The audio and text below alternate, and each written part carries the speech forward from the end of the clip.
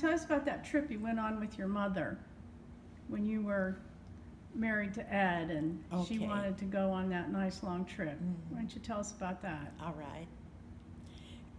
When my mother was 76 and I was 46, Mother took me with her on a trip sponsored by, it was two ministers that sponsored this trip.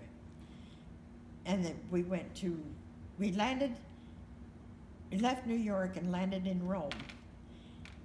And from Rome, we went down through Egypt and that area, and was in Israel, and stayed in Jerusalem 4 nights, which is quite a nice stay on a trip like that.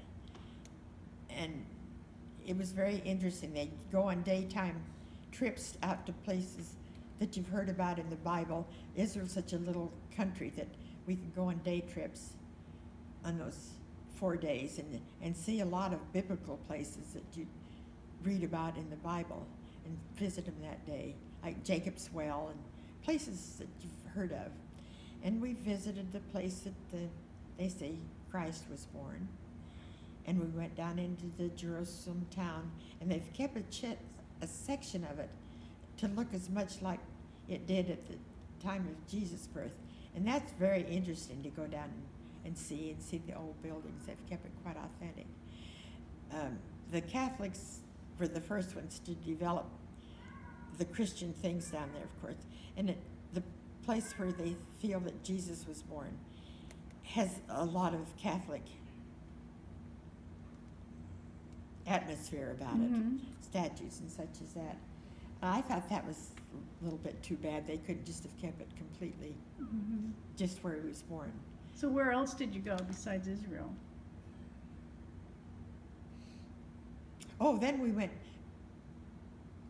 back up to Rome, and we stayed in Rome and really went on a sightseeing trip there and got to know about Rome and then all the places you visit there that you're supposed to do, and we did. And then we went to Paris and spent 2 or 3 nights there on the way home, and then on to London. So we did all that in a 3-week trip. And that is in 1968.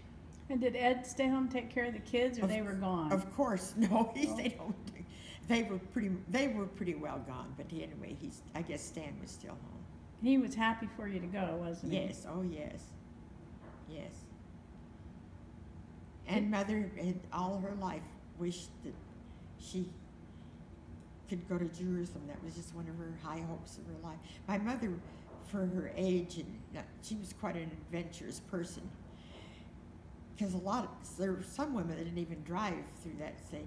And Mother drove to Seattle by herself and to Denver by herself to visit her children. She just had more push to her than a lot of women did. She always did, in my eyes. But what was so good is Ed let her do that too. He was fine with that. She was a partner. She was a strong woman. And so are you. I think I am. I sure try to be. Well, tell me about that. About what? Being a strong woman. Oh. Well, when we were first married, we were 21, and your dad had just been, or Ed had just been commissioned with wings and in the Marine Corps. And I thought he was the handsomest Marine in the world, of course. He sure was a good-looking fellow and had his officer's uniform and the wings across his pocket. And I thought I had the world by the tail when I got him. And we did have a good marriage. But anyhow, the first place we went was to New Orleans. And he thought that he could live with me. We understood that we could get an apartment. And when he got there, he had to spend, I think it was 3 months, and on base. And he was quite upset about that. And he thanked me so much that, see, I was left with the car to drive and to get around and find a place to live. Well, he was with me when we found this place to live. But anyway, I was alone there, and being from Filer, Idaho, 21 years old. And it didn't take me over 3 days to learn my way to get out to the base and back and drive the car around, and got to know downtown New Orleans fairly well, enough to get along. And we lived out near the the university, oh, I was going to sound smart, but the name of that university isn't coming to mind. Anyhow, and then I got a job out at the base, which was really lucky and good, working for the psychiatrist out there. But I think that showed quite a bit of We had self-confidence. self-confidence and on my part to, it didn't scare me to say, oh, I can't drive in this city. I went out and learned to drive in 2 or 3 Well, you've days. done that all your life. You just figure it out. Yes. And then I got a job out at the base. I went out there, just really didn't think I would because we were only going to be there, I think it was 3 months. And who would hire someone for 3 months' work? But by golly, this psychologist did. He had been able to find anyone to come in his office and work, do some letters and things like that for him. And he was very nice to me and to Ed. And if it'd be a rainy day and they couldn't fly very much, just sit around the waiting room, well, he'd tell me to call Ed and see if he could get 2 or 3 hours off. And if he could, why, he'd let me go from the office.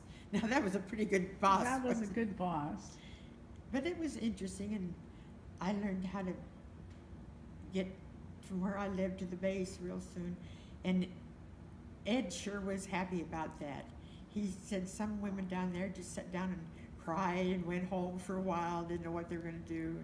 He said, I was sure proud of you that Jesus took care of yourself. And I was the one that went to pieces about it. And he was kind enough that he wrote a letter to my mother, thanking her for raising such a fine wife for him. Now, wasn't that a nice thing to do? That's very sweet. Yeah. Well, you got some of that strength from your mom, huh? Oh my, yes, yes. My mother would tackle a lot of things. But you've always had good self-confidence. When you had to live by yourself and Ed died and take care of those kids, you got that all done. Yeah, well, they were They were gone, but and you had to get out there and get a job. and the lawyer in my ministry, well, I went through 2 deaths with him, and they all said to don't do anything the first year after the death of your husband. Mm-hmm.